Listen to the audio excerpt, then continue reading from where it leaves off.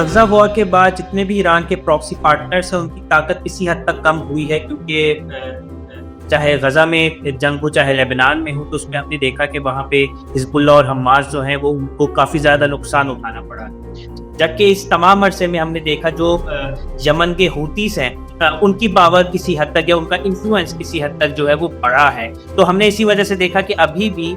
صرف حوثیز جو ہیں وہ میدان میں عملی طور پر آئے ہیں، باقی حزب اللہ، حماس یا عراق کے جو حزب الشافی ہیں ان کی طرف سے کوئی پریکٹیکل اسٹیپ نہیں اٹھایا گیا. لیکن اگر یہ جنگ جو ہے وہ مزید ٹریک ہوتی ہے اور اس میں کسی بھی قسم کی ریجنل ایسکیلیشن کی طرف بات جاتی ہے تو حزب اللہ، حماس یا عراق میں موجود حزب الشافی یہ انیویٹیبلی جو ہے وہ انٹروین کر سکتے ہیں اور اپنا جو کا رول ہے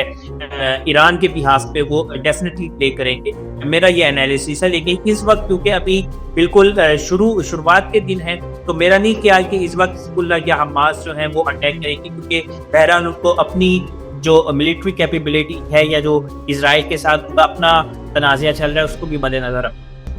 مزید نیوز اپ ڈیٹس اور ڈیجیٹل سٹوریز کے لیے سبسکرائب کریں ڈان نیوز پاکستان.